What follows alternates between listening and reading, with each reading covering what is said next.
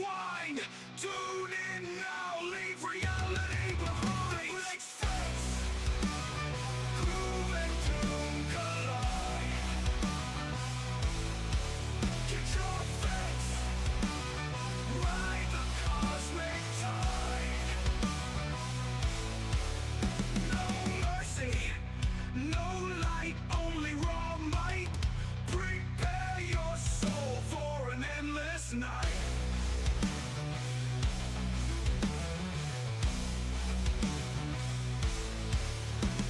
Stone rips pound, rhythm takes hold. Welcome to the abyss, let the tale unfold.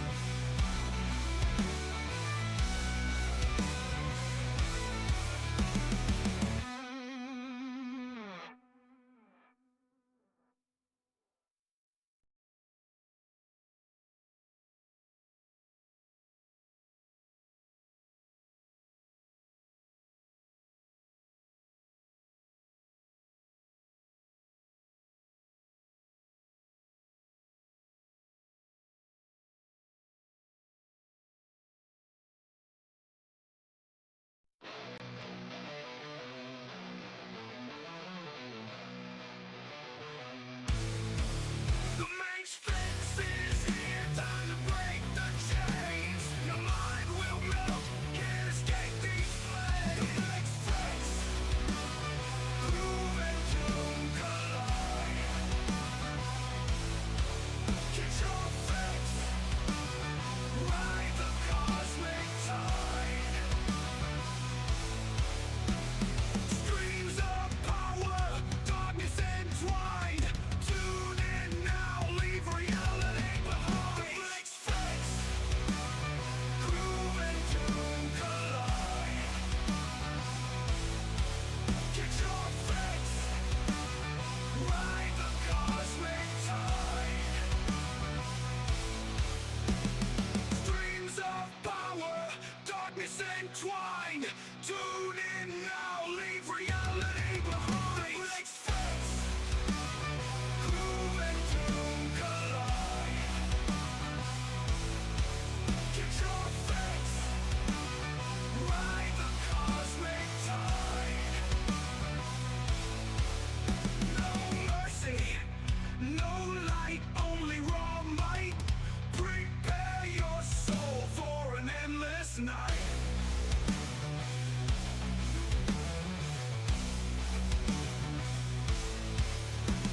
Stone rips pound, rhythm takes hold. Welcome to the abyss, let the tale unfold.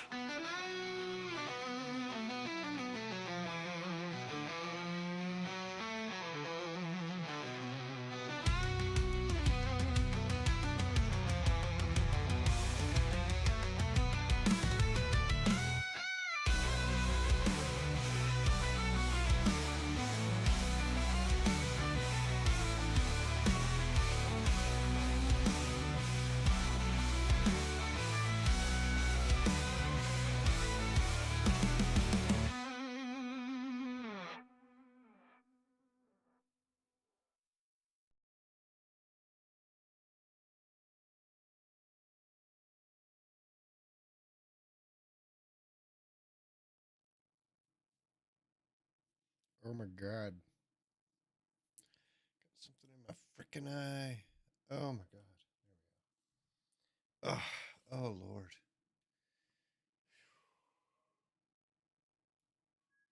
That sucked.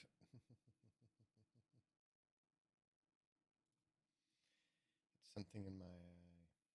But okay, yeah. Let's look at the news. Let's look at the news and stuff. Let's see what's going on.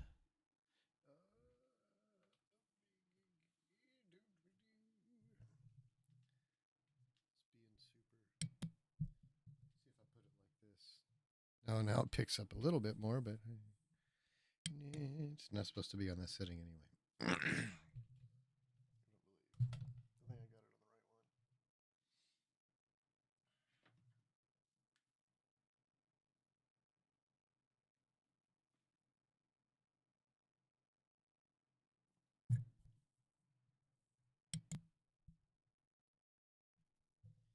Oh, no. I had it on the wrong setting. Now it's on the right setting. All right. Here we go. Now we got some shit going on, yo. Oh, my God.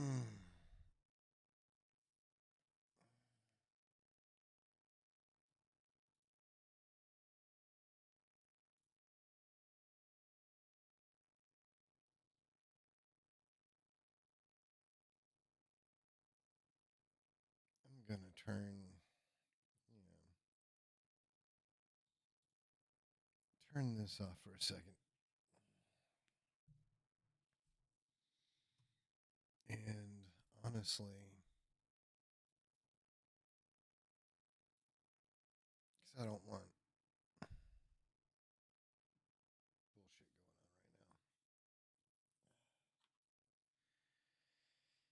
right now.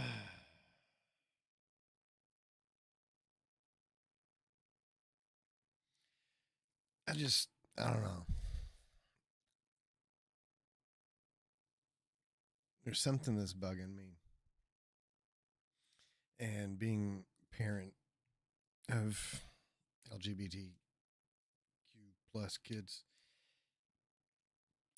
being the parent of queer kids, having queer friends, queer family, I feel obligated to speak on this. But we need to drop the dishonesty. And I know there's going to be people that are going to get triggered by what I'm going to say, and that's all right. You can get triggered. You were already triggered. You can, I mean, I know there's going to be people that's going to take it the wrong way because that's what you do. You take things the wrong way so you can fit them into your emotional basket and justify your feelings. That's all right. Just it's just this is important, right? Because there's this issue about queer kids talking to counselors, and the exact same argument comes up from one particular crowd every single time. And it bothers me that this crowd keeps saying, well, I'm not prejudiced against anybody. I believe in equality and da da da. Da.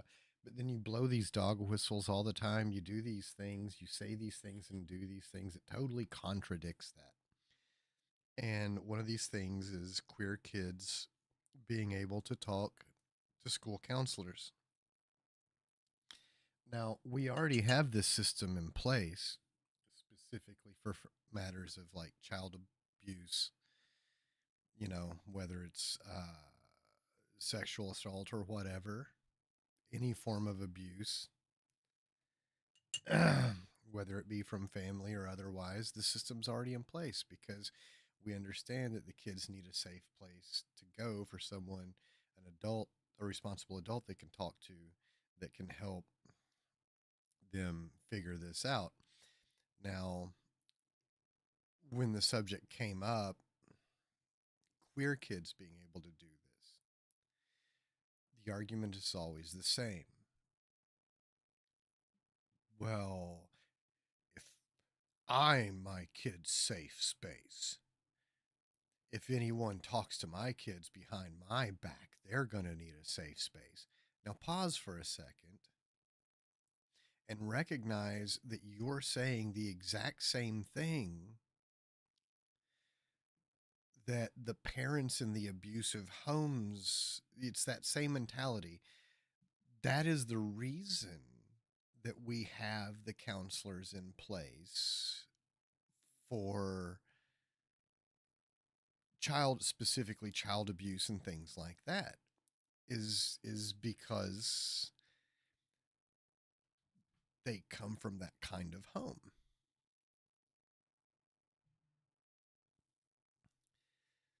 with parents who have that kind of mentality. So those kids need a safe place to go, someone they can talk to.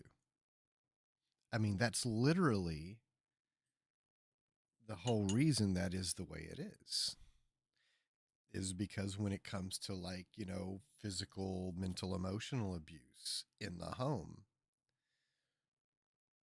the whole reason they need this protected, safe counselor to go to, and the reason they have that thing set in place where you're not going to go out that to the parents immediately, you're going to take the proper steps to handle it, is because every intelligent adult knows that if you just immediately go, hey, your kid came into my office today and said you were abusing them. Well, I'm sending them home to you and we're going to talk about this tomorrow. Yeah, they know they know that kid is going to get beat to the end of the world and back.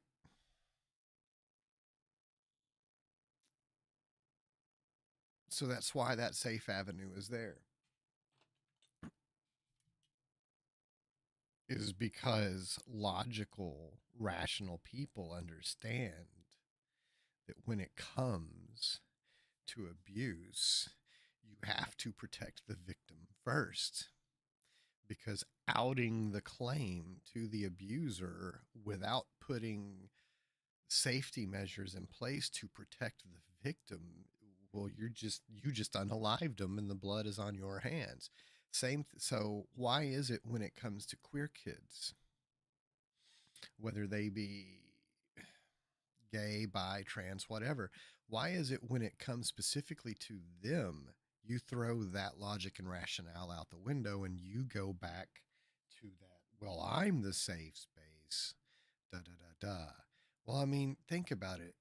If you're making the claim, well, my kid's going behind my back, I'm their safe space. Well, isn't that what the abusive parents say? And if you really are the safe space, if you truly believe that you are your kid's safe space and you have healthy communication with them and they're not hiding anything from you, then why would you be afraid that they would go to this counselor and talk behind your back anyway? I mean, the fact that you keep saying it makes me feel like you're afraid there might be something your kids aren't telling you right now. It makes me feel like maybe in the back of your head there's a little voice telling you, there's something your kids are keeping from you. And that's when, instead of making things dangerous for queer kids, you should ask yourself, well, why do I feel this way? Why do I feel like my kids would go behind my back? Why do I feel like my kids would need to go behind my back or want to go behind my back? If I really truly believe that I am their safe space and we have healthy communication, then why would I be afraid of this irrational scenario? Because it is an irrational scenario to put millions of kids in danger just because you have an irrational fear that your kids are, or maybe it is a rational fear, but to put millions of other kids in danger just because you feel like your kids might be hiding something from you, that's not rational. What would be rational would be to get to the heart of your own fear. What is it you're afraid of? Are you afraid that maybe one of your kids is, possibly gay or something, and that they're afraid to tell you because of the way you handle these situations and the way you talk about these situations? I mean, is that possible? Because I have someone in my own family who drove their own child away. To this day, they're like Elon Musk. They refuse to see that they have permanently broken their relationship with their child. They even lie to themselves and lie to everyone around them about their relationship with their child. But it's my own family member alienated. alienated his own child because he refuses to accept that transgenderism is a thing.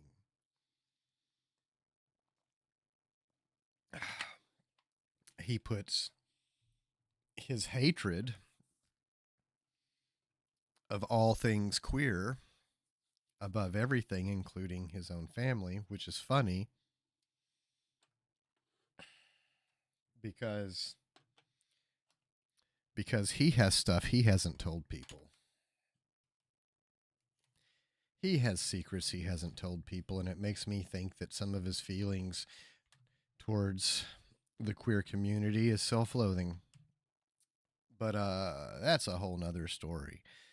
What's important is this: why do you, because that's the thing, there are lots of bad abusive homes out there, and we know this for a fact, and we know for a fact that there are homes where when the gay child gets outed, their abusive family puts them in one of these gay conversion camps where they're electrocuting them and suffocating them, literally torturing them to not be gay. If you want to know, the concept behind this, watch Clockwork Orange. It's the exact same thing. Like, they literally, these people watched Clockwork Orange and thought, hey, that might be some valid therapy. And that's what they do to the kids. They try to torture them into having an aversion towards gay feelings and thoughts, which just makes them suicidal and self-loathing and fucks them up more. But yeah, they live in those homes. So if they come to the counselor and the counselor immediately says, "Hey, your kid told me they're gay," well, when the kid gets thrown in the conversion camp and gets set up to be electrocuted, then you need to be the one who goes down there and pulls the switch, because that's your decision. That's the results of your wants, your actions. That's what it leads to. So you should be the one. Everyone who says the phrase, well, well, I'm my kid's safe space. They better not be going behind my back. Da, da, da, da. You know, like, well, then you should be the ones having to electrocute the kids at the gay conversion camps, because that's the fruits of your labors. They say be careful what you wish for. You just might get it. Well, that's what you're wishing for. So you should have to participate. You shouldn't be able to turn a blind eye to the consequences of what you're forcing on everyone. That's just not right. You shouldn't be able to put these kids in real danger and then walk away and not care about it. You should have to participate in their abuse. That's my opinion. And we're all big on opinions these days, right? Opinions are more important than actual facts these days, right? I mean, that's what I'm hearing. So that's my opinion, is that, since your wishes and wants result in the abuse of children, you should have to participate in that abuse so you can see the fruits of your labors. You can see where it leads, you know, or you can just back up and take a beat. You can turn off all this white bigoted noise that's being pumped into your circle, and you can think logically and you can think rationally, and you should maybe ask yourself, well, if I really truly believe I am a safe space for my kids and my kids can talk to me, then why am I afraid that they would go behind my back?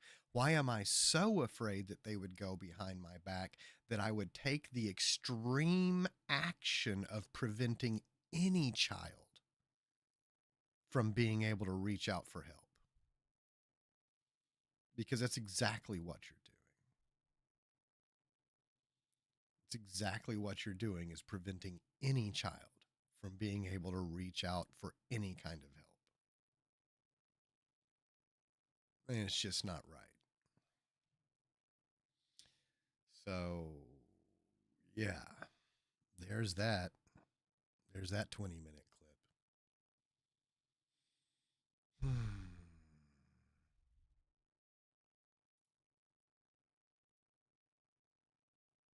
So now to the other thing I was going to do.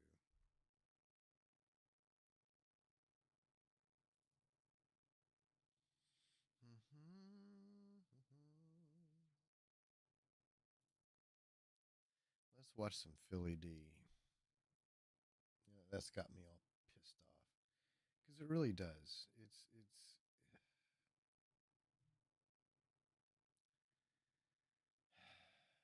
I mean, it sickens me, y'all. It really does. It really does. It really sickens me because it's just so illogical, and to willingly and knowingly put kids in danger because you refuse to think rationally and logically. It's like it makes me think who's in your ear, who's grooming you, who's in your ear. I watched the same thing happen to a family member of mine. I mean, he was always an asshole and he was always somewhat bigoted, but hooked up with someone who was an even bigger bigot than he was, and this person happened to also be like a Bible thumping bigot. So that got into him too, and now he's 100 times worse than he was before. And it's weird how that happens. I see that happen a lot. Someone who has issues, but they're not that bad, hooks up with someone with a toxic relationship with their church and their Bible, and then they end up just worse.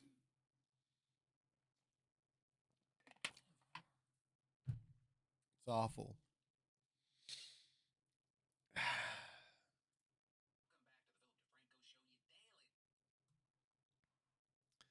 Well, that's a problem. Let me. There we go.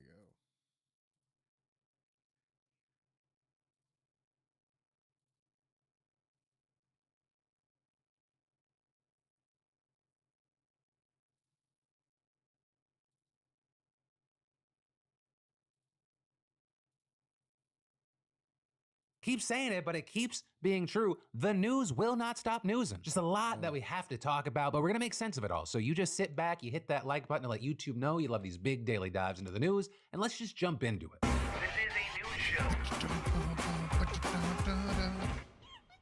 Y'all, Hit me another with the day, monkey feel. another Mr. Beast scandal. I got off the treadmill. Oh, the blisters I had on my feet were like you wouldn't believe, just all over, just these big red. I couldn't walk. My muscles were like just the lactic acid. So I'm in this situation where my mental health is not good.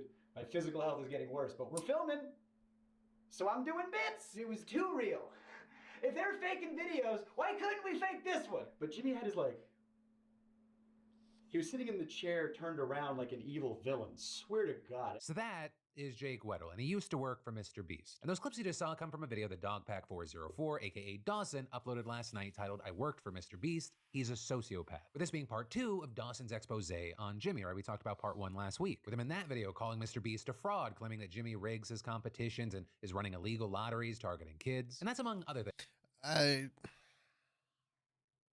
I mean, that's the thing on that. I mean,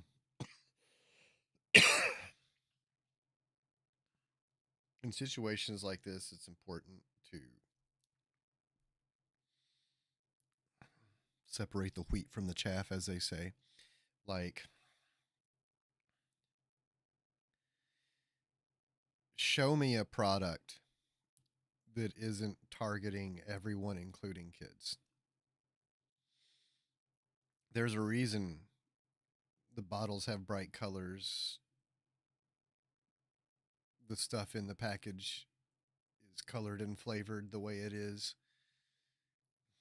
The commercial has a jingle playing behind it. It's a catchy song. Even music. I mean, yeah, even Cannibal Corpse. Their album covers are targeting certain a certain demographic of people. So that, I mean, it's like I hate it when people try to throw emotionally charged language into an argument like that. Cause like, I mean, for fuck's sake.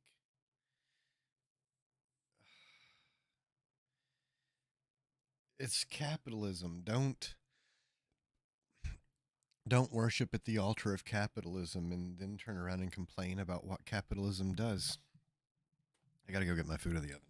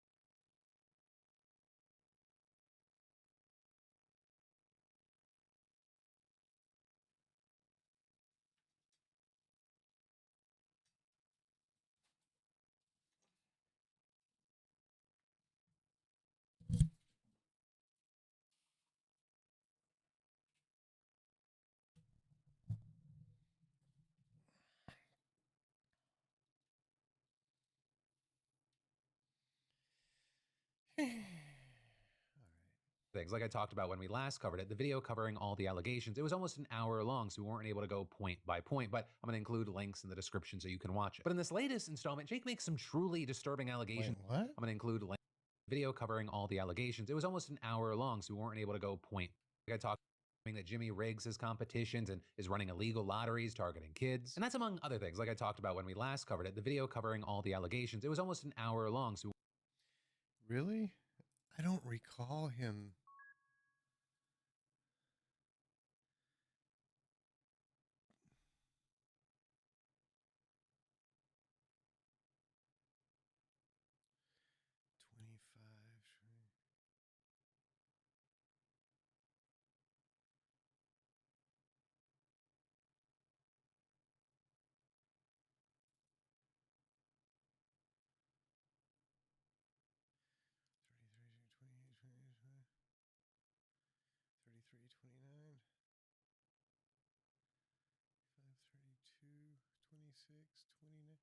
I mean, if you linked.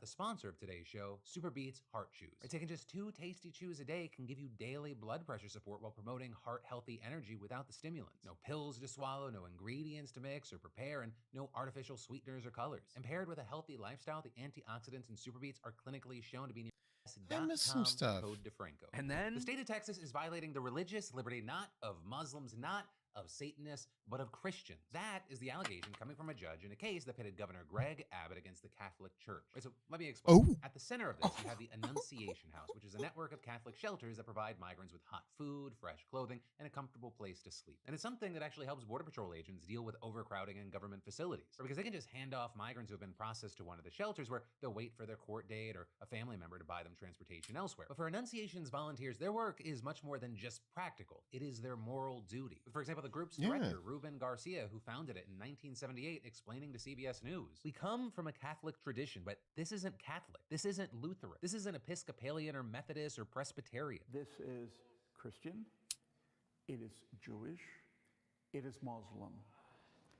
Constitutive to each of those faith traditions It is. I was a stranger and you welcomed me." But here's the thing. In late 2022, Greg Abbott ordered Attorney General Ken Paxton to investigate NGOs suspected of aiding illegal immigrants. And so back in February, the AG's office demanded documents from the Annunciation House, claiming non-compliance would break the law. So in response, the Annunciation House, they filed a lawsuit asking the state judge to pause the AG's demand while it reviewed the matter. We saw the judge grant that request, but then Paxton countered by asking the same judge to shut down Annunciation House's operations altogether, arguing Annunciation House is engaged in systematic conduct that constitutes illegal alien harboring and operation of a stash house as a matter of law, both of which constitute felony offenses under the Texas Penal. This is why I always say I say a lot of things about the Republicans, but one of the things I say is there's no real Christians in the Republican Party. And this is what I mean by that, because they will take the first opportunity they get to shit on any and all religions. I mean, look at this. Look at this. Just look at this.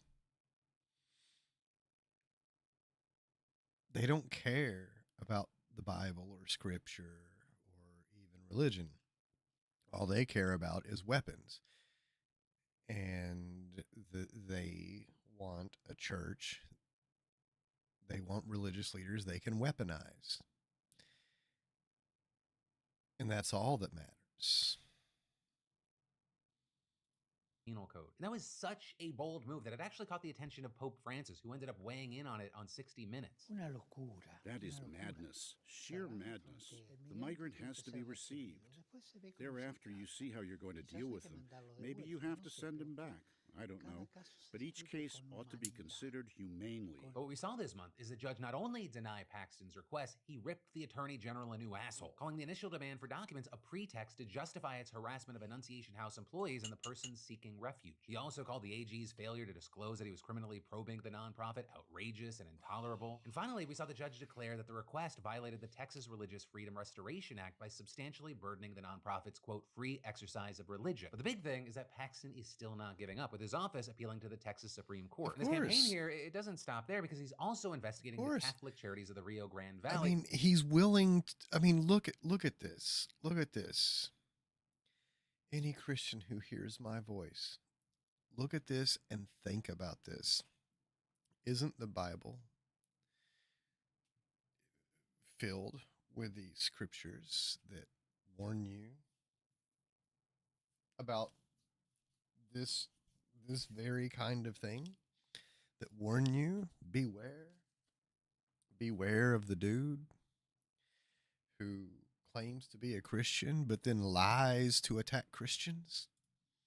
Which is another migrant shelter organization. And all the meanwhile, the so-called crisis at the southern border has quietly simmered down recently thanks to the federal government. Right? I mean, according to CBS News, the number of migrants caught crossing the border is on track to reach the lowest level this month since the fall of 2020, when Trump was still in office. With those numbers steadily declining for 5 straight months now, plunging from 250,000 in December to less than 60,000 projected for this month. This is largely due to tightening enforcement in both Mexico and the United States. See, while Republicans in Congress torpedoed that border bill, which was a bipartisan bill because Trump was like, let's not give the Democrats a win. In June, we saw Biden issue an executive order that effectively cut off asylum claims outside the official ports of entry. So now what happens is if migrants get caught by Border Patrol, they're way more likely to be immediately sent back. Meaning that unless they want to risk entering illegally, they've got to wait in Mexico, download a government app for migrants, and hope that their name gets picked in the asylum lottery system, which notably, in some cases, can take months, and that's only for the asylum process to begin, which is also why immigration advocates rebuking Biden for what they say are cruel practices that pander to the Republicans' panic. With a margin of the law that Biden's citing to do this, it's the same one that Trump used to ban immigration from several Muslim-majority countries and suspend asylum claims in 2018. With, for example, the ACLU telling NPR it was illegal when Trump did it, and it is no less illegal now. And Amnesty International adding it's deeply disappointing to see President Biden so hell-bent on dismantling human rights for people seeking the world's asylum hate and for implementing migrants policies is that are just plainly illegal under stupid. international law and refugee law. But with all that said, for now, we're gonna have to wait to see how all this continues.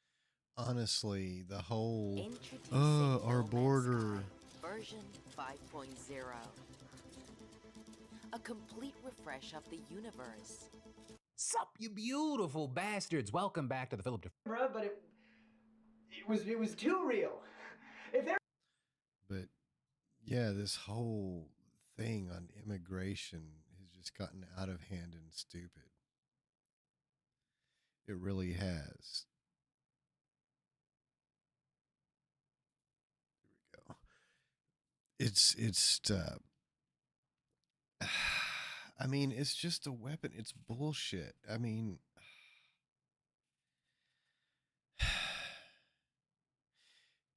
you have to pretend that every single person crossing that border is somehow inherently bad and a threat.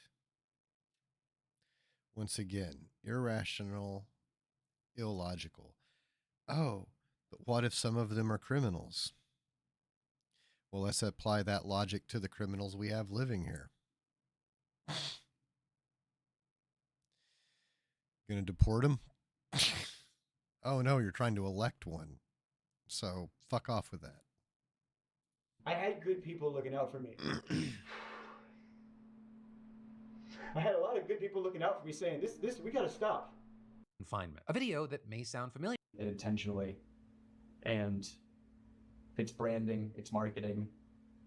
Left on the cutting room floor. He also said that Jimmy didn't want people on his team to know about the bit from the beginning, and even asked, painting the picture, you had Jake saying he so you can watch it. But in this latest installment, Jake makes some truly disturbing allegations in a sit-down interview with Dawson. Like, I mean, we're talking about allegations like Jimmy knowingly hiring a registered sex offender, also allegations about what's been described as war crime level torture, but we also have to talk about a few smaller things to get there. Because to start painting the picture, you had Jake saying he worked for Mr. Beast from 2019 to 2020, and he briefly appeared on the channel again in 2021, with Jake saying that he watched the Mr. Beast channel move from genuine to stage, saying that it went from a guy with a camera to something like Amazon, with him pointing specifically there to a video that he worked on on himself about a fake meteor hitting his car. So, he knew about the bit from the beginning and even asked his mom to play into it for the video. But more importantly, out of the accusations of staging and faking videos, Jake talks about the culture of Team Beast, like what it is like to work there. And he claimed that there are two camps of people at the company, those who were on Jimmy's good side and those who weren't. With Jake saying he often found himself in the camp that wasn't, and therefore his parts of the video were often left on the cutting room floor. He also said that Jimmy didn't want people on his team to have an outright a way to get big outside of him. He didn't want anyone to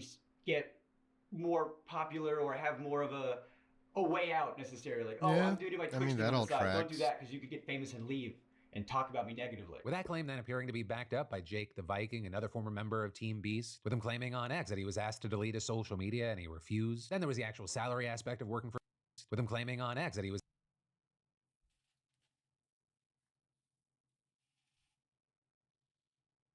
When I was hired by Beast.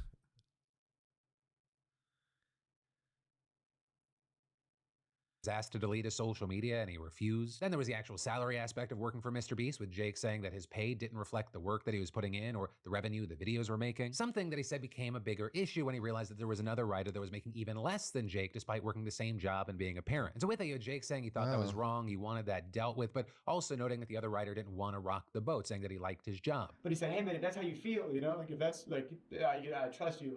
He stood with me. He went to that meeting with me. And I said my piece, and he backed me up. And I said, I need XYZ or I'm out of here.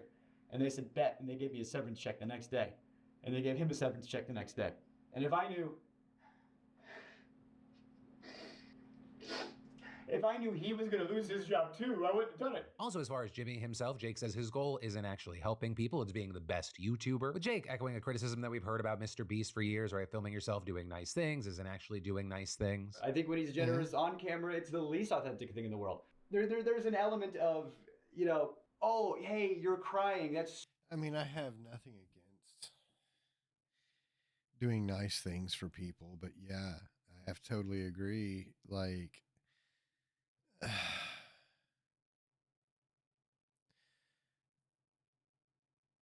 doing good things is great. And a YouTube channel that goes around doing stuff like what Mr. Beast does, like, with the wells and the blind people and the deaf people and all that stuff, totally for it. Totally for it. But when the motivation is bad, when the motivation is to further your own career or whatever it is you're thirsting for, no, that's wrong. That's why I feel like a lot of times in situations like this, committees are better than like one sole boss or proprietor or whatever. so good for camera. I'm so glad if you're But the committees argue. Exactly. So whatever it is you're arguing for, it better be a compelling fucking argument. crying because you're so thankful that you got XYZ, and then you go, oh, But if they're arguing, maybe stuff won't get done. Yeah, well, if they couldn't come to an agreement, maybe. But you also have to judge that, judge that rationally. Like if it's like, hey, I want to do a video helping the gay community, and then there's people who disagree, and it's just because they're bigoted towards gays. Well, once again, rationally. Think rationally. Obviously, that should be ignored because being bigoted isn't rational. I'm talking about disagreements over, well, should we do this here or should we do this here? Should we do this first or should we do that first? Stuff like that. so glad he needed it that bad so I could come in and can you cry more? Oh, it's so good for the camera if you could. Oh, it made me uncomfortable that I was working there, and I didn't like it, and I vocalized it sometimes, and I think that's why I wasn't on camera as much. Everybody loves Jimmy, and behind closed doors, he is not super great, and that image is cultivated purposefully and intentionally, and it's branding, it's marketing, it's It's YouTube. But with all of that said, it brings us to what's really gotten the most attention here. Because in 2021, Jimmy's team, they called Jake back for a video. And the idea there was 100 days in solitary confinement. A video that may sound familiar to you, because Mr. Beast's team actually did end up putting a video together, but it was with someone else. Because according to Jake, the first time they filmed it, it went very, very wrong. Starting off, you had Jake saying that all the stuff that they gave him to try and make the confinement bearable actually had the opposite effect, saying that the hot tub wasn't actually connected to a filtration system, so it got very smelly, the shower was always cold, the ice cream machine was either too loud, or if he turned it off, it started to smell like mildew and rotten milk. Also notably, he said the lights never shut off despite him making requests, as well as complaints that he couldn't sleep. I had good people looking out for me. I had a lot of good people looking out for me saying, this, we gotta stop. So I just wanted to turn the lights off. And I'm vocalizing to people, I wish the lights would turn off. And I go up to my friend, my good friend. And I go, they're not turning the lights off. He goes, what? That's a war crime. We're not allowed to do that to terrorists. Oh, good. 24 hours breaking the Geneva Convention, I guess, is what we're doing. With him also going on to say that he'd get lines to say to the cameras from Jimmy or the director. This is the note I got from the director, from Jimmy, when I'm receiving some cash. He said, Jimmy said, can you say to the camera how thankful you are that now you can pay back your student loans? You know how hard it was to do a take of that? And pretend to make it genuine? Wow. I mean, I don't want to have student loans. I don't want to be in a cage. yeah, but you know what? I mean, not, excuse me, not trying to take away from this or anything, but if we're going to be outraged at this, it needs to be across the board.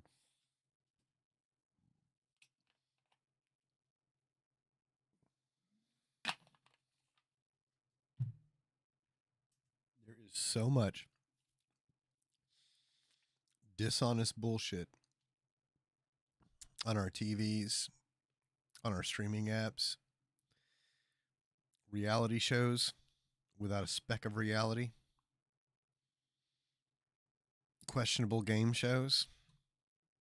I mean, I'm just saying, it needs to, I mean, I'm not saying we shouldn't be, because we should be outraged over this, and someone should take action and someone should take legal action. But it can't stop here. It can't stop here. It would be disrespectful to stop here. But Jimmy's the guy with the money, and if you do what he says, he'll do what you want. You want your student loans paid off? You just be in this cage. Throughout the whole experience, Jake says that he was suffering, but he was always trying to perform, right? To stay on for the cameras. I'm talking to the camera, and I'm being, like, hey, it's been a couple days, I'm not doing so hot, which if I'm filming a video, that's what I should be doing for the camera, but it was too real. If they're faking videos, why couldn't we fake this one? If we're allowed to let these cast members have some time off of this difficult challenge, how come we couldn't turn the lights off? With him also saying, even with everything that was going on, Jimmy had challenges for Jake to do, including solving a I mean, that's Rubik's true. Cube, which he says he tried to refuse, but was told to just do the thing. And then saying there was another challenge to run a marathon on a treadmill, with Jake saying that he felt like he couldn't say no. There was so much pressure to just do it, just do the thing, And if I refuse, it's just, well, that's the whole video. I guess the budget's, so much money up in flames because Jake said he wouldn't want to do the thing. And so I wanted to be a good sport, and I wanted to get the boost, and I wanted the cash. Wow, And so I yeah. started running at 12. I don't doubt that manipulation, because those are always the first kinds of people that group around people like Mr. Beast. The worst, most toxic people, and they will be manipulative like that. That's always the first crowd that circles someone like that. Look at Donald Trump's administration. Look at the people who worship Elon Musk. It's all the same. Manipulators, toxic, skeezy little little slimy manipulators and abusers in every way. And this is how they operate. This is exactly how they operate. Yeah, I was able to take some breaks, and I asked him, how long do I have? He goes, until I get back. And I'm running until 3 a.m. All right, I got off the treadmill. Oh, the blisters I had on my feet were like, you wouldn't believe, just all over, just these big red. I couldn't walk. My muscles were like just the lactic acid. Right, and after that, Jake says that he called it off, saying he couldn't do it anymore. And they didn't let me leave right away either. They wanted to make sure, everything was fine. So I just, slept for a while. They turned the lights off. And they brought, it's like they brought in all my friends, to make it.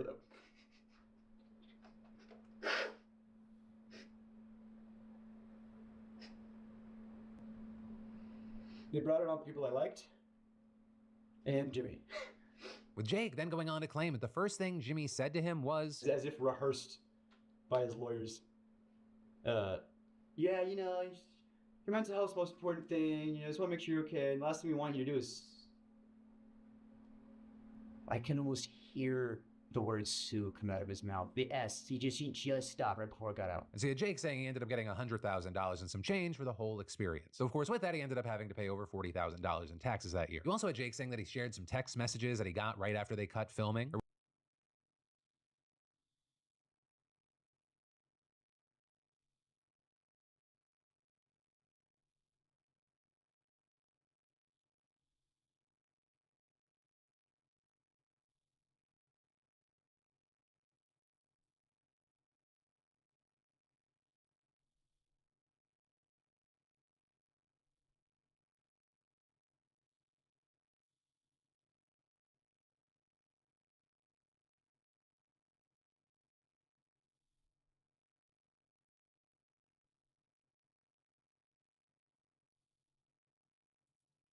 Where it looks like he said that he wasn't in a good place mentally, that the blisters on his feet still hurt to walk on, that his therapist was concerned about him. And all this is something that was supposed to be a fun Mr. Beast video, not obviously That's awful.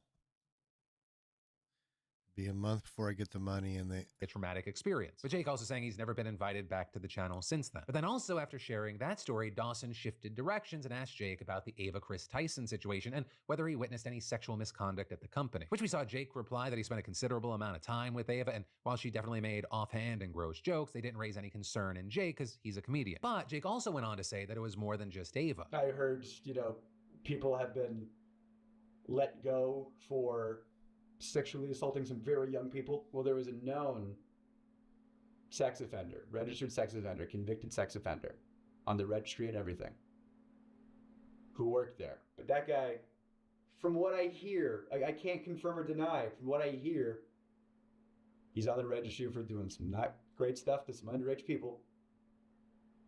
And they knew that. He's working at a channel that has underage people on and around and is targeted to underage people.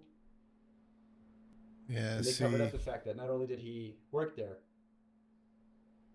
but he was like the manager when it all started. With Dawson then going on to say that another former Mr. Beast employee said that the company was working to expunge the record of this employee from the sex offender registry, with a person being identified as Delaware and people quickly making the connection saying, hey, isn't that Jake the Viking's brother-in-law? Right, one, Jake the Viking also being a former Beast employee, and two, that's something that he confirmed today, explaining on X, yes, Delaware is my brother-in-law. Yes, he is a RSO. And saying when he was 21, a 16-year-old girl accused him and others of SA when she was 11.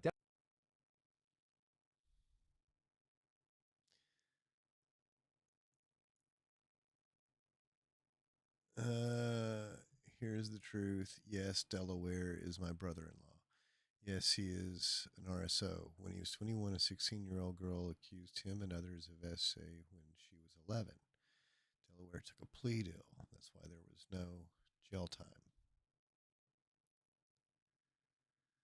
Okay, so then that would be 5 years back. So then from 21, that would roll him back. So it would have been...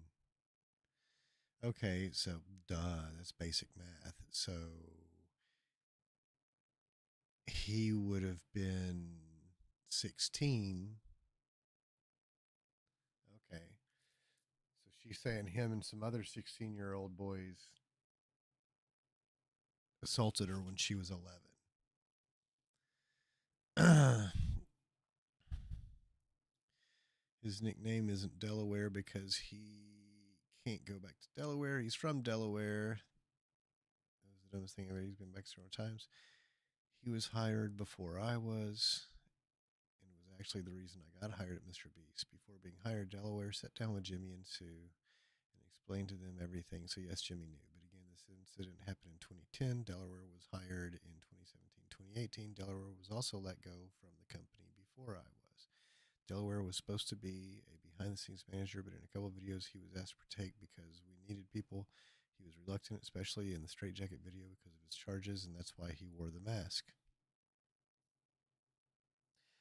Delaware's charges are set to be dropped this fall. Delaware has been nothing but a good person, an amazing husband to my sister, and the best father to my two nieces that I could ever ask for. They want no part in this and just want to live their lives away from limelight. I understand why anyone would be upset and frustrated over these allegations. Do not blame them. Hurting kids in any way is completely unacceptable, but in the case of Delaware, I firmly believe he did nothing wrong. Look forward to the day these charges are dropped. Thank you. Okay. Delaware took a plea deal. That's why there was no jail time, but he still had to register. And with that saying, he was hired before I was and was actually the reason I got hired at Mr. Beast. Before being hired, Delaware sat down with Jimmy and Sue, Jimmy's mom, and explained to them everything. So yes, Jimmy knew, but again, this incident happened in 2010. Delaware was hired in 2017, 2018. And going on to I mean, there's obviously a lot of context that we don't have in this situation, but that's the first thing I noticed.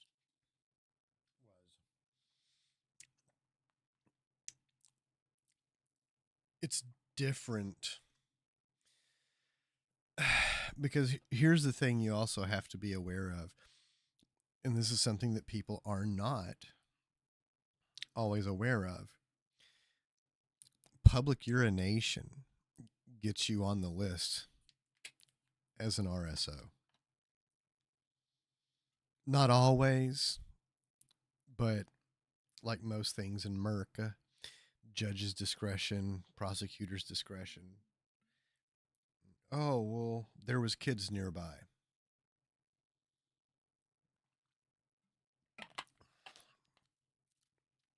Or,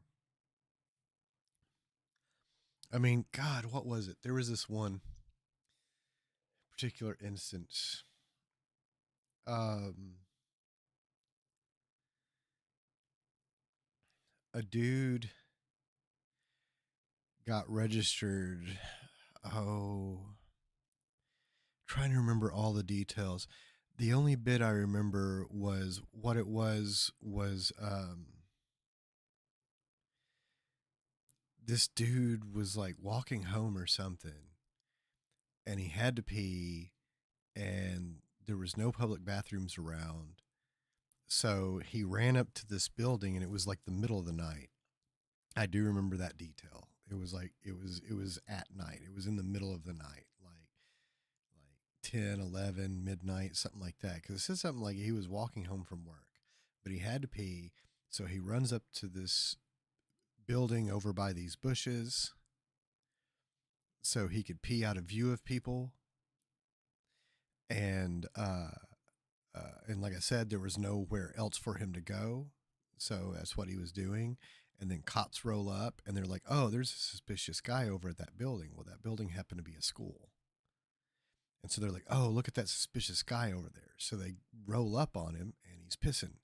And when he went to court, he just happened to get a shitty judge who said, oh, well, because you had your wang out and it was on school property, you're now a registered sex offender. But yeah, that really does happen. claimed But the first thing I noticed on this, the thing that stood out was, okay, trying to characterize him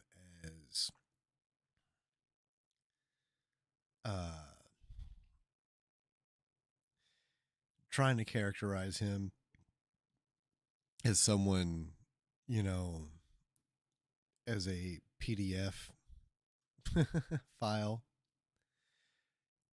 is it would be mischaracterization if like he was 21 when the 16-year-old accused him, but he was 16 when the alleged event took place. So that does it make it like better? I mean, no, but it changes the context and lets you know right off the bat, okay, there's a lot of shit we don't know here.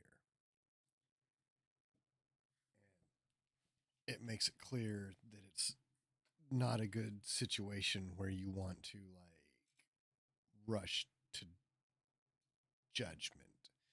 And it would probably be best to go, okay, well, I mean, he's been dealt with. Delaware's charges are set to be dropped this fall. I understand why anyone would be upset and frustrated over these allegations, and I do not blame them. Hurting kids in any way is Right, completely exactly. unacceptable, but in the case of Delaware, I firmly believe he did nothing wrong and look forward to the day these charges are dropped. But with all that said, as far as if there's more to the story regarding allegations, at the very least, I'll say Dawson has promised a part 3. So I will just tell you, James, what will be in part 3, so you don't have to harass my people. It will be about serious allegations of sexual misconduct in the company and your direct involvement in covering up those crimes.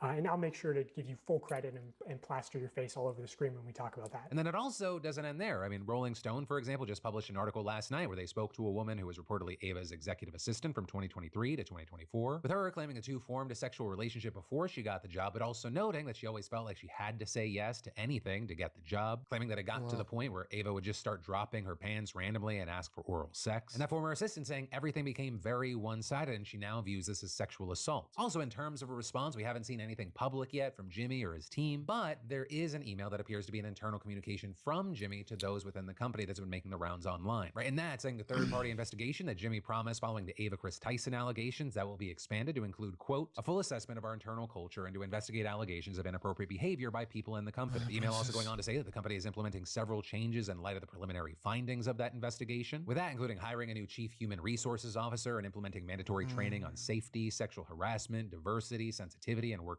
conduct. Also saying they'll be implementing anonymous reporting and listening sessions with the new president and COO of the company, and saying they've also asked an external company to come in and review their policies and practices. With Jimmy saying, as your leader, I take full responsibility and I am committed to continue to improve and evolve my leadership style. I recognize that I also need to create a culture that makes all our employees feel safe and allows them to do their best work. But for now, that is where we are. And of course, I'd love to know your thoughts on this whole situation in those comments down below. But then, you know, I gotta say, it's been... I mean,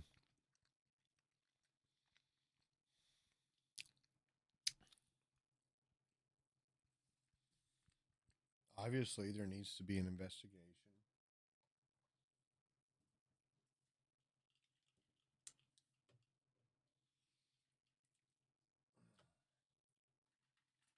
I mean, obviously there needs to be an investigation. Good Lord.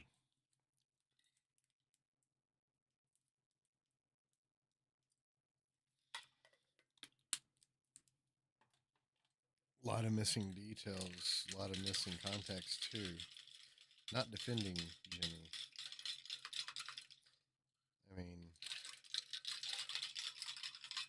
once again, thinking rationally, we're at a point where there's been so much of this that there's no rational reason to assume there aren't major issues over at the Mr. Beast camp.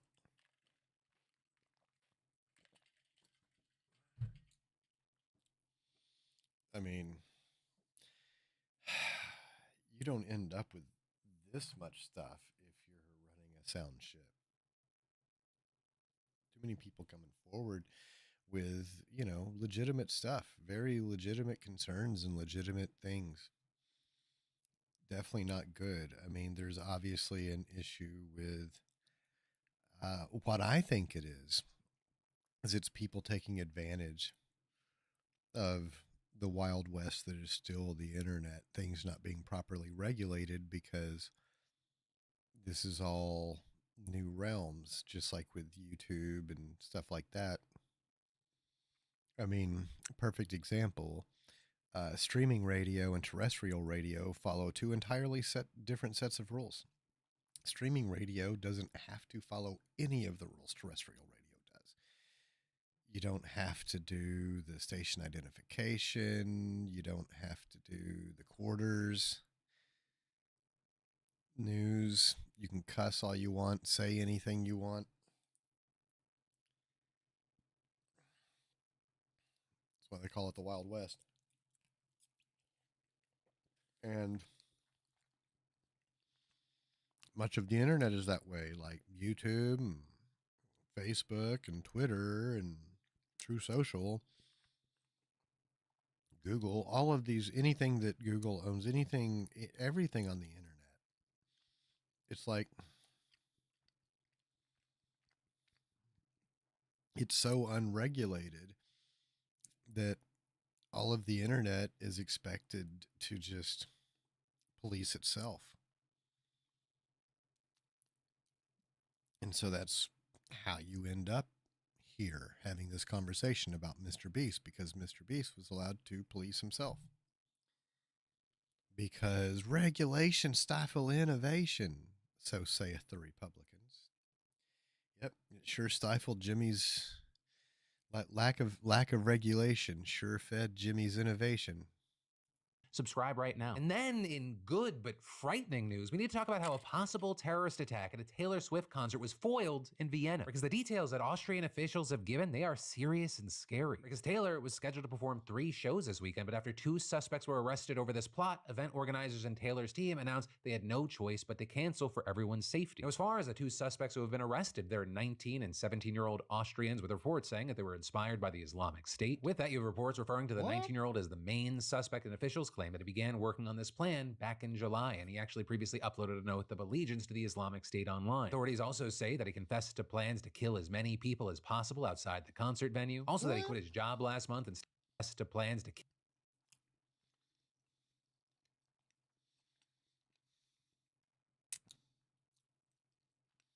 What? Okay. That's interesting. I mean, but does Al Qaeda really have something against Taylor Swift? Or is this just kids wanting attention? Because, I mean, what's his name? Um,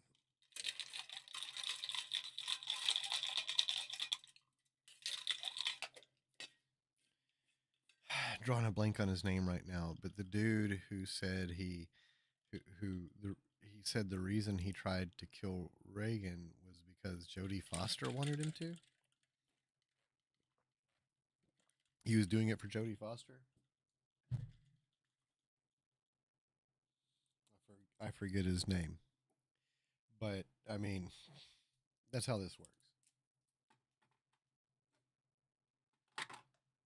Once again, not defending Al Qaeda or anything like that. I'm just wondering, does Al Qaeda really have something against Taylor Swift? I mean, or is this, because like these are young kids. Young kids, if there's one thing they excel at, it's being dumb. So, I mean,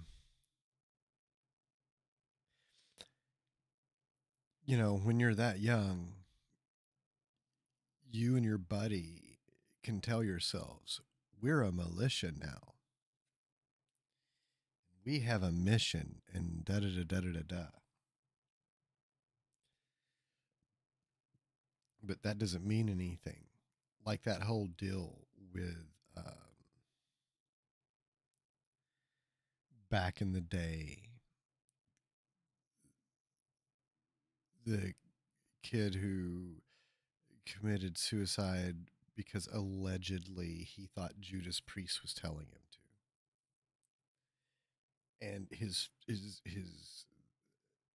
friend was even like, yeah, I back that up. Well, I mean, that's just it.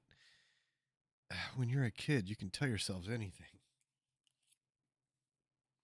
But just because a kid says, I did this for such and such, or I did this because of such and such, doesn't mean you should automatically like, oh, well, like Didn't Son of Sam say he killed people because his dog told him to?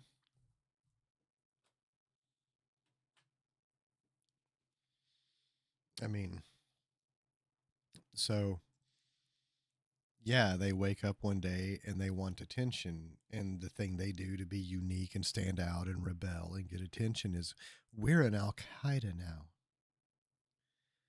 So, I mean, is that what this is? Because it's what it seems like. Because it doesn't seem like they had any other actual connection other than they're just being dumb.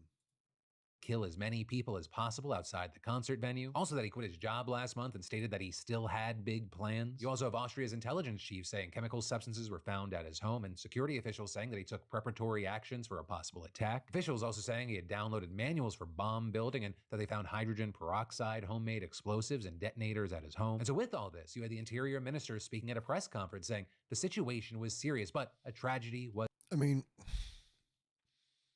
what I'm saying is, I think we should get to the bottom of, was this a legitimate terrorist thing or was it a couple of mentally ill people? Prevented. As for the 17-year-old suspect, authorities say that he had recently been employed by a company that would have provided services at the concert venue. There's also a 15-year-old that's being questioned, but right now investigators are saying they're not seeking anyone else in connection to the plot. But also with this, you have people now wondering if the status of any other future shows are going to change. Right, our next and final stop on the European leg of her tour is in London, and right now police in the UK say that events in Vienna shouldn't impact the Wembley Stadium shows. But also with that, police will be working with security teams to make sure appropriate actions are taken. And this is you had outlets like Reuters noting that the UK is already on high alert after racist riots have been breaking out in the country, with many of those, of course, tracing back to a stabbing at a Taylor Swift-themed dance class. And so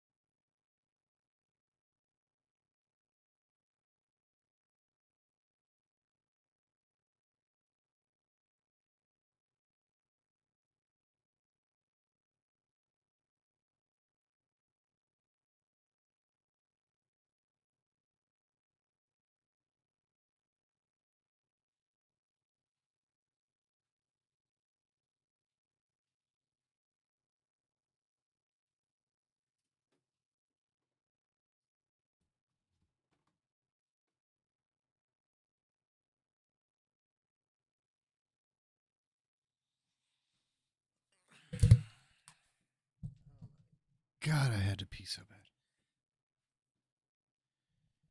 Yeah, that's why.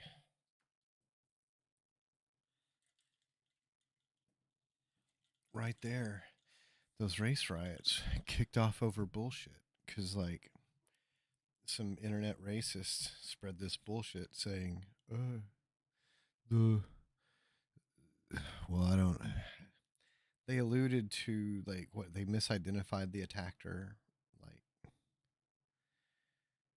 and the motivation and everything, but it was just, like, some anti-Muslim people on the internet, like, because, like, they always do.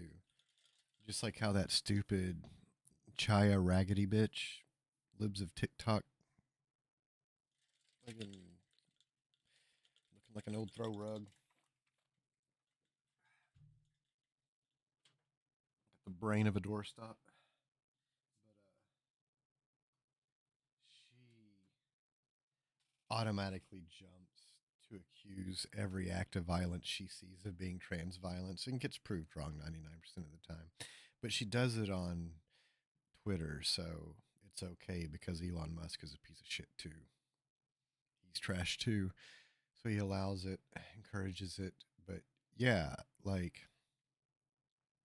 some of those same chuds were like, oh, this is Muslim, da da da da. So now there's all these fucking riots. So it's making me wonder, like, how much of this is even legit? Like, on what these kids were saying.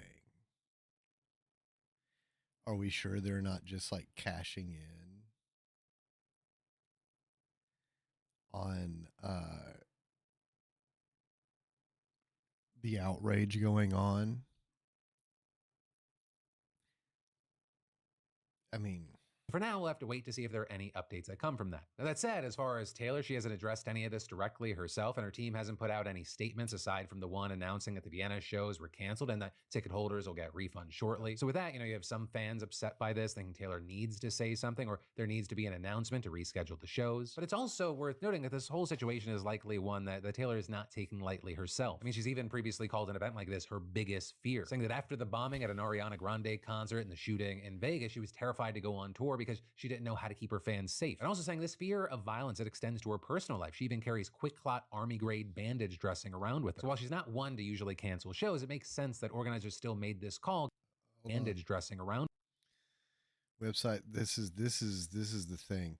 Websites and tabloids have taken it upon themselves to post every home address I've ever had online.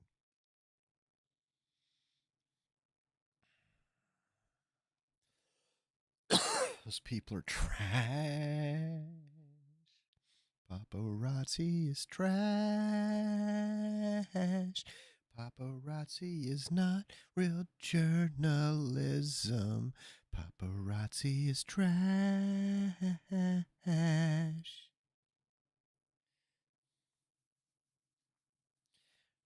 Paparazzi is a desperate dog shit schism.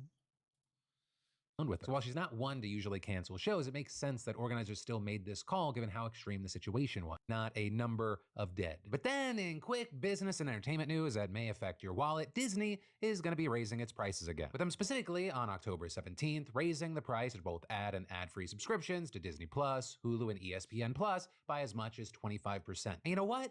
They have earned it. Or at least that is what their CFO, Hugh Johnston, is saying. Because this week, Disney announced the price hikes around the same time it reported financial results for the third quarter. With them revealing, one, Disney's overall streaming business has actually turned a profit for the first time. And so with all that, two, Johnston saying, but we could make more money. Specifically saying, we do feel like we've earned that pricing in the marketplace, and we feel positively about that. And then as far as the company's CEO, Bob Iger, he claimed they're not even worried about the customer pushback, saying every time we've taken a price increase, we've had only modest churn from that. Nothing that we would consider significant. And also claiming that Disney hadn't seen any real amount of backlash to the announcement that they'd be getting tough on password sharing. And with that actually saying the real crackdown would begin in earnest in September. And everything that was just said, yeah, it makes sense. It's like what we talked about last time. It just becomes a math problem. And I'll oversimplify it, but like if they're raising prices by 25%, let's just say that's flat, as long as they don't lose 20% of their audience, it's a net positive for them. And as we've seen with their past price increases, the amount of people that unsubscribed, so small compared to the amount of money they gained.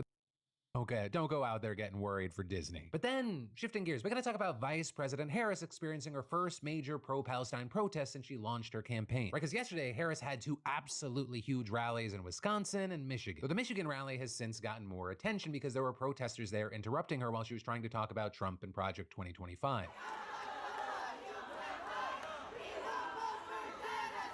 Right, and while some in the space have falsely showcased this as a singular moment, here's what happened. So you've got these protesters chanting while Harris is trying to do her speech. Harris keeps trying to talk over them until other members of the crowd then drown them out by loudly chanting her name.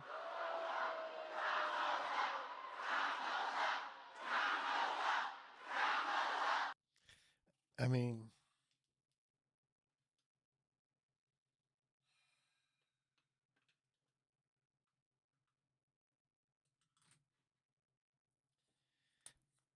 if there's one thing I've learned in my 51 years, it's you don't make allies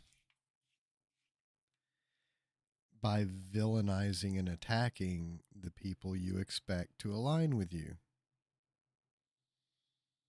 It's not how you do it. People tell me, because I shit on the Republicans openly and don't care. And like, well, you're not gonna convince them. You're not gonna change their mind. You're not gonna get them to vote the way you want them to. And it's like, I'm.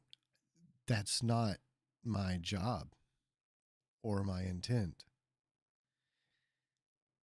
My intent is to treat them exactly the way they treat everyone else, give them a taste of their own medicine, and it gets the desired result. What I'm going after anyway. It's someone else's job to convince them to vote the other way or whatever. It's not my job to be nice and cordial to people.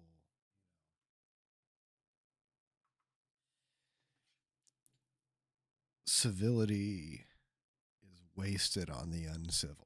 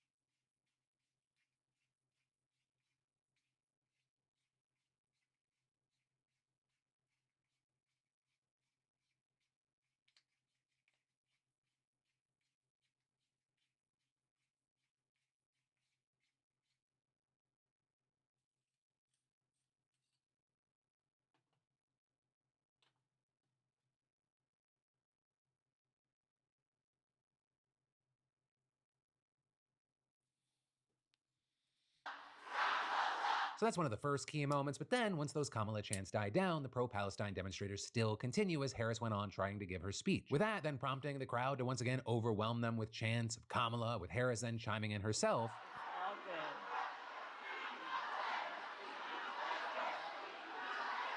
I'm here because we believe in democracy. Everyone's voice matters, but I am speaking now. I am speaking now. I mean, yeah. But then after those two instances, the Right on. protests still continued on as Harris tried to bring the I get it. conversation back to Trump. Look, She's if he handling is it right. elected, Donald Trump intends to give tax breaks to billionaires and big corporations. He intends to cut Social Security and Medicare. I mean, yeah, exactly. He intends to surrender Let's stay our fight focused on the against mission. the climate crisis, and he intends to end the Affordable Care Act. Yeah. You know what? If you want Donald Trump to win, then say that, otherwise I'm speaking.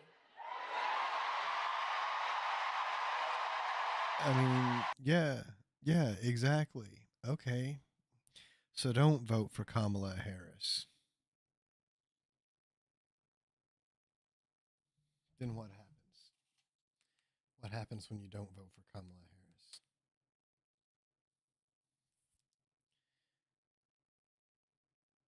What does it achieve?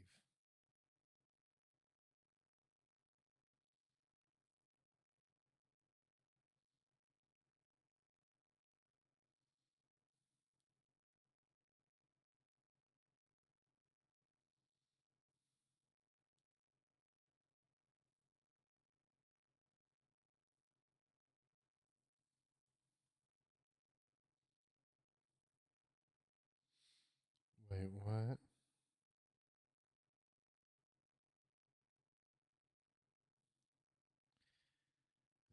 No.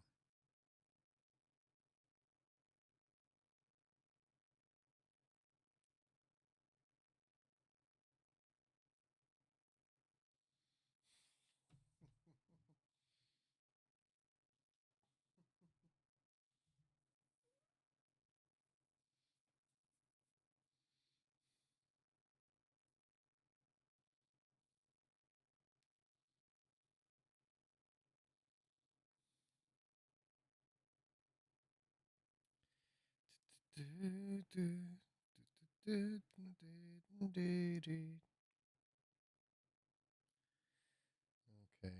nothing important there. Just making sure I wasn't getting an important message.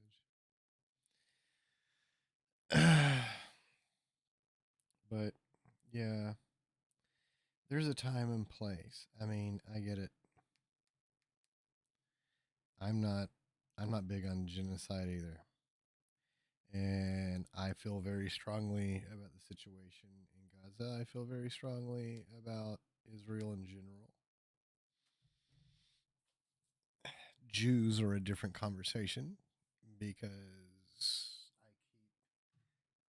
I believe in a even though the churches don't believe in a separation of church and state. I do. So my conversations about Judaism are separate from my conversations about the country of Israel and the people who govern it, its government. But yeah, like it's fucked up, man. Gaza thing's fucked up. Needs to be a ceasefire. We need to acknowledge Israel's real intent to basically expand their borders. I mean, that's what this is about. And if you're going to expand your borders, you have to do like how we did with the Native Americans. You got to wipe out all the people who try to hold on to that land you want. So they got the Israeli settler thing going on. And all that's fucked up. But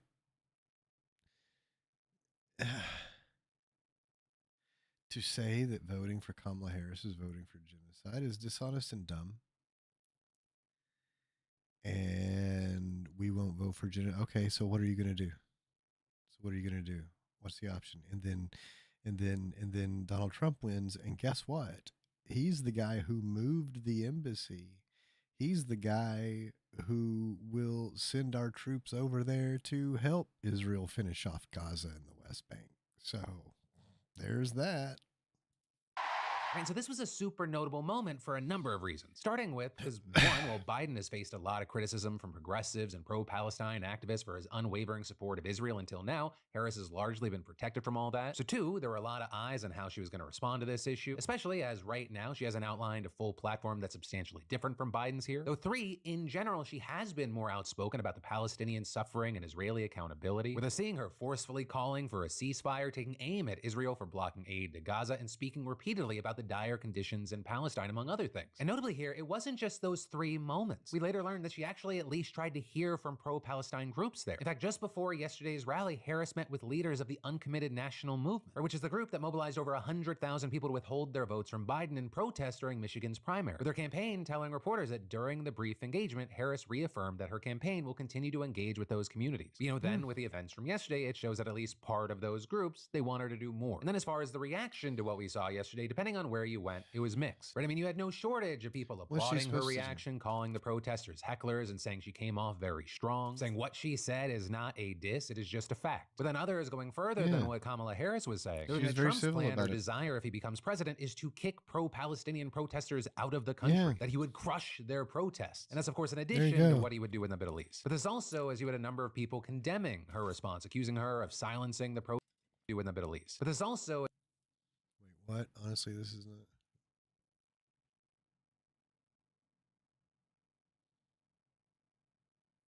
See, that is so. Let's look at that person's like following and follower account, because that statement is just so attention thirsty and dishonest and disingenuous in every way. I mean, if you really, I mean, if this right here is like, oh, these people are Nazis. Well, I would challenge that you ever did vote. I mean, like, in all honesty, I'm looking at this and it just looks like someone who just wanted to be a contrarian to get the attention Phil just gave him. Honestly, that's how I'm looking at this. That's what it looks like. That's what it feels like. That's what it smells like. That's what it walks like. That's what it quacks like. Someone who just wanted to say some dumb shit in hopes that someone like Phil would give them the attention they Was want. a number of people condemning her response, accusing her of silencing the protesters and coming off as dismissive and condescending. Or some saying she should have at least acknowledged So the demonstrators and made disingenuous. them feel heard. Though there you had She others did. pushing back, saying they didn't want to She be heard, they did. wanted to cause a nuisance. With that, But she did. She did acknowledge them and say, that's just it. See, that's what I'm saying. Dishonest and disingenuous. You fucking liars. Everyone is a fucking liar. Joy Williams, you're a fucking liar. Aaron Overby, you're a fucking liar. Okay? You're both fucking liars. Because she did acknowledge them. She said, this is a democracy and every voice should be heard. But right now I'm talking. She acknowledged them. She met with the groups beforehand. And then while she was doing the speech, she acknowledged them and said their voice should be heard and we are in a democracy. But see, it's never going to be enough for people like this because this blue check just wanted the attention that she's getting right now. demonstrators and made them feel heard. Though there you had others pushing back, saying they didn't want to be heard, they wanted to cause a nuisance. With then also some connected to this, but also a number separate, saying, she just needs to have better go-to responses for protests. What? Oh, okay.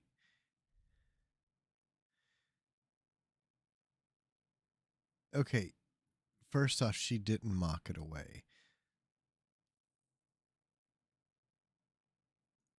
Second off, give them a canned response, an inauthentic, canned, prepared response.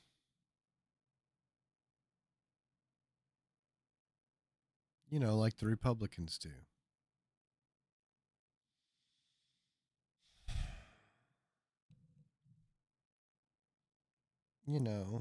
Just memorize this thing I told you to say. No substance, no feeling. Just shit out a talking point. Oh, look, even straight up said that. The crowd will applaud. You reiterate a talking point.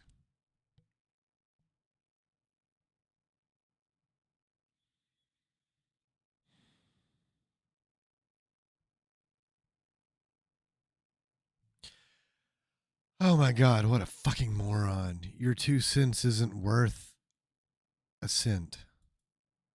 So again, this is a good number of people were happy with her response. But for now, 1, we'll have to wait to see if there's any sort of impact. 2, I'd love to know your thoughts in general regarding this. And 3, just a friendly reminder, there are 89 days left till the election. You can go to vote.org to register to vote, check your registration if you think you're registered to vote, and also just come up with a voting plan. Because more than ever, there's a lot at stake nationally, statewide, and very local. And what's the point of a beautiful bastard being informed if you don't Flash DeFranco and use code DeFranco. And then let's talk about JD Vance accusing Tim Walz of stolen valor. It's one of the growing side stories in the current news cycle. Vance claiming that Walz retired early from the National Guard to avoid deployment. Though notably, there's no evidence right now that Walz retired to avoid deployment. Walz retired after serving 24 years in the Army National Guard, and 2 months later, his unit had been given notice that they would be deployed. But also, on the subject. Yeah, they weren't on. That's the thing. When he put in for his retirement, the unit was not on notice for any form of deployment.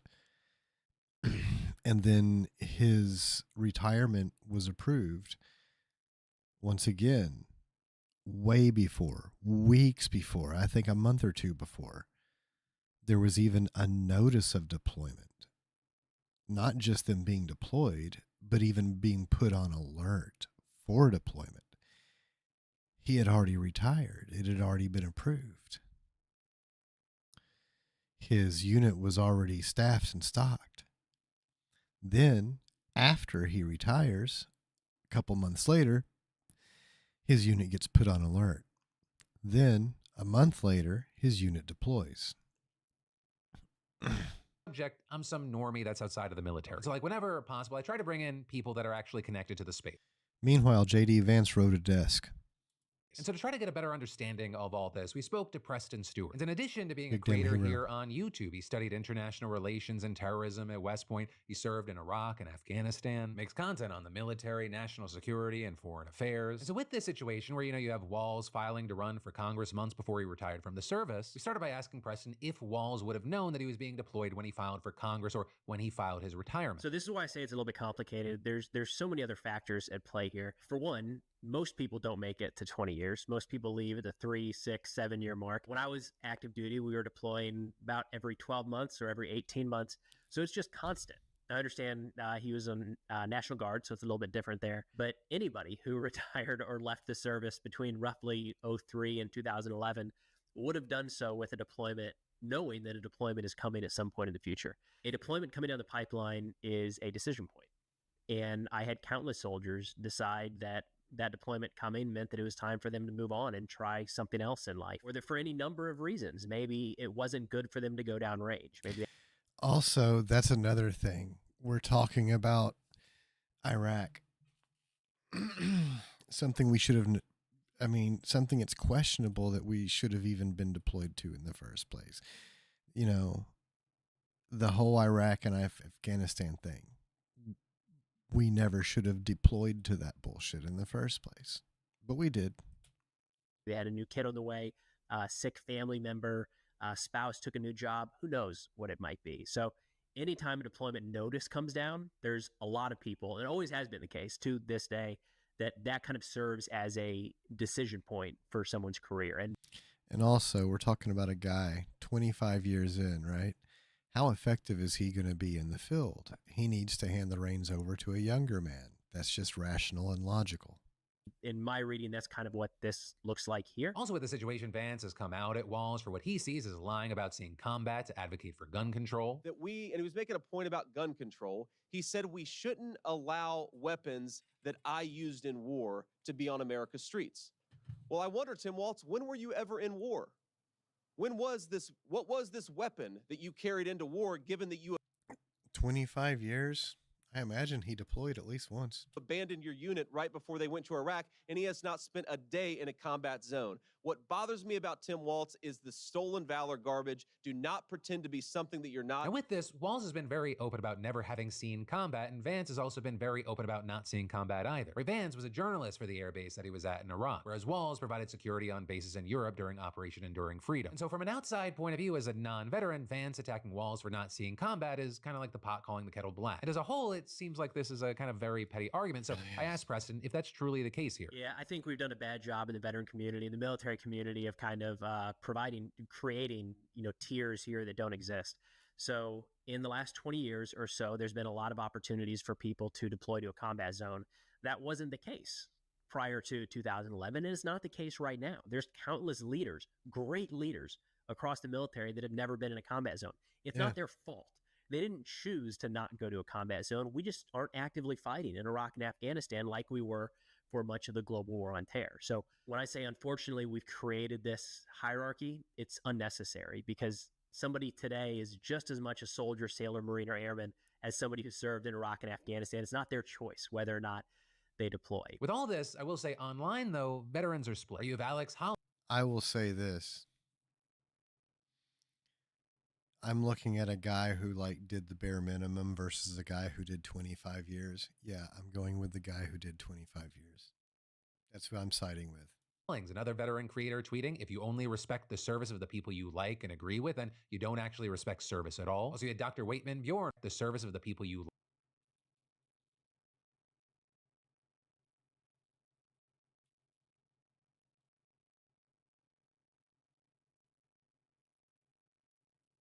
Say at no point was Afghanistan or Iraq short on CSMs. In fact, many of them had so little to do. They just stood outside dining facilities making sure soldiers were wearing reflective. Yeah, like and agree with, then you don't actually respect service at all. Also, you had Dr. Exactly. Waitman Bjorn writing JD Van. My uncle is one of those. He's one of those. And he also did the bare minimum. But he feels his bare minimum puts him in a position to judge everyone else. And it doesn't matter if you're retired as a 4-star general. If you don't like Trump, then he claims you're not a real soldier. You're not a real veteran. And he's the authority that determines that with his bare minimum. Vance was a fucking reporter for a fixed-wing aviation unit for 6 months. He's not Audie Murphy. But then on the other side, you have people like Representative Waltz saying in a video, categorizing Walz's retirement as the quarterback of a big team walking away from their team right before they go to the Super Bowl. And then also kind of a call out of trying to keep the peace. You had fighter jet astronaut Senator Mark Kelly writing, "Hey, JD Vance, did you forget what the USMC taught you about respect? Tim Walz spent decades in uniform. You both deserve to be thanked for your service. Don't become Donald Trump. He calls veterans suckers and losers, and that is beneath those of us who have actually served." And so with all this, obviously I want to know everyone's thoughts here, but especially if you're active duty or you're a veteran, I'd love to know what you're thinking here and why. And then the starvation of millions in Gaza might be justified and moral, according to... I mean, honestly, I have massive respect for anyone who serves for any amount of time. It's just when you start wrongfully shitting on people, you put me in a position to point out your own flaws, and that's when I'm going to go, okay, yeah, the bare minimum bullshitter versus the guy who retired as a career soldier. Okay. Yeah. Seems like an easy decision. To a guy by the name of Bezalel Smotrich. Oh, brother, this guy stinks! Also, to be clear, this is not just some random crazy guy on the internet. One, he's also a guy who was once questioned in connection to a plot to use 700 liters of gasoline to blow up vehicles on a major highway. And two, he is Israel's Minister of Finance. And along with Itamar Ben-Gvir, a guy who's been arrested. Which is why I shit on Israel. Because, I mean, look at this. He's a terrorist, an open and known terrorist, but yet he's the Minister of Finance? Israel is awful. Arrested in the past for inciting racism and supporting a terrorist organization, and is now the Minister of National Security. Oh, yeah, see? Israel is fucking garbage. Rich has been dubbed one of the far-right kingmakers of Netanyahu's government. Right? Because in 2020, Netanyahu formed an alliance with them and their parties to get back in power. And so with that, these terrifying comments are just the latest thing that have people worried about how much influence far-right extremists have in that government. And to give you the full context here, Smotrich said all this in a speech just this week, and his specific words were, quote, "It's not possible in today's global reality to manage a war. No one will allow us to starve 2 million people, even though that might be just and moral until they return the hostages." With him also saying that Israel was, quote, "bringing in humanitarian aid because we have no choice," and adding, "We are in a situation that requires international legitimacy to conduct this war." And finally, claiming you cannot fight Hamas with one hand and give them aid with the other. But to be clear here, right, the aid is meant for the victims of this war, and Israel has control over aid that enters Gaza, and then aid groups are in charge of distributing it. For sure, there have been some reports of Hamas trying to steal aid, but it's not clear right now that it is a widespread issue. Right? I mean, for example, you have an American official revealing that in the past, his Israeli counterpart was unable to give him or the Biden administration any specific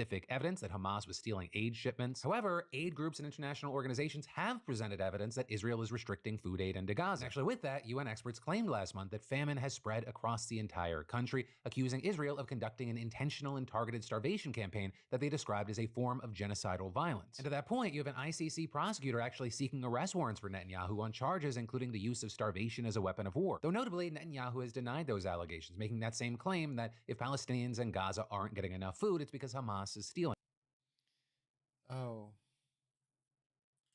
Oh, so the bad guy denied wrongdoing and blamed it on someone else? Hey, that's very unique and original. People in his position never do that. it. But now, with all that said, going back, we now have Western allies condemning Smotrich's comments. Right? The EU, for example, came out with a statement noting again that deliberate starvation of civilians is a war crime, and adding that these comments, they demonstrate his contempt for international law and for basic principles of humanity. With them finally there saying they expect the Israeli government to unequivocally distance itself from the words of Minister Smotrich. Then, as far as the US State Department, you had a spokesperson say, "We are appalled by these comments and reiterate that this rhetoric is harmful and disturbing," adding there that Joe Biden and US Secretary of State Antony Blinken have repeatedly stressed the need to end the humanitarian crisis in Gaza, remove any obstacles to the flow of aid, and restore basic services for those in need. But then also with that, some other big news is that the State Department is also now calling on Israel to investigate allegations of sexual abuse in the country's detention facilities. Because if you didn't see, this week, Israeli media obtained leaked surveillance footage allegedly showing Israeli soldiers sexually assaulting a Palestinian detainee. And so then with that, you actually have Smotrich calling for a criminal investigation. But it's a criminal investigation to locate the leakers of that video without condemning the abuse. And that, as he already supported members of his party who broke into 2 military facilities after military police detained some Israeli soldiers accused of being involved in sexual abuse. And then on top of all that, right, if we zoom out completely, all this is obviously going on as we're still waiting for Iran and Hezbollah's response to the killings of 2 of their leaders. With the latest there being that the leader of Hezbollah has restated its plans to retaliate, claiming that making Israel wait for its punishment is a method of psychological warfare. And this, as the IDF has reportedly said, that any attack that harms civilians would result in a disproportionate response. And this, as Iran has also kept up its rhetoric as well, with its acting foreign minister accusing Israel of wanting to expand tension, war, and conflict with other countries. And with that, saying Israel has made a strategic mistake that could cost them gravely. We've also learned that Hamas has named the guy who masterminded the October 7th attacks as its new leader, with unsurprisingly Israel saying they will pursue and eliminate him. But with all that said, for now on all these different fronts, when it comes to figuring out who the bad guy is in that conflict, I'm just like, I see a bunch of bad guys guilty of varying degrees of bad. So I don't think there's any good guys in that situation. There's perpetrators and victims. I really don't think there's any like quote unquote good guys over there right now. Fox News will always Fox News. Recall this. We're going to create a new banner. This is a Jumdoc alert. Pause for 1 sec. She can't call dumb jocks Jumdocs. Yeah. Don't believe me? We're going to create a new banner. This is a Jumdoc alert.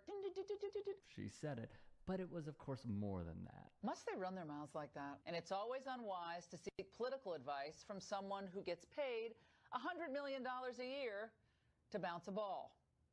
Oh, and LeBron and Kevin, you're great players, but no one. Let's be clear. But and how much does she get paid to just like run her mouth into a camera?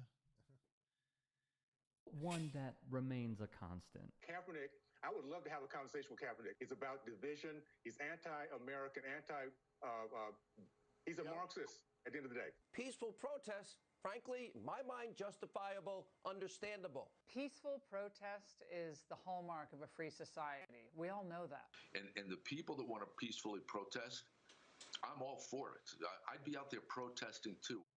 You did own a professional football team. What would you do with Colin Kaepernick? I don't think I'm going to tell you what I do. You don't stand up in the middle of our workplace and start creating chaos because we get fired. But they're not creating chaos. That's chaos. So why is this a big deal? Why is it, in the end, dangerous? That's chaos. That's chaos. That's chaos.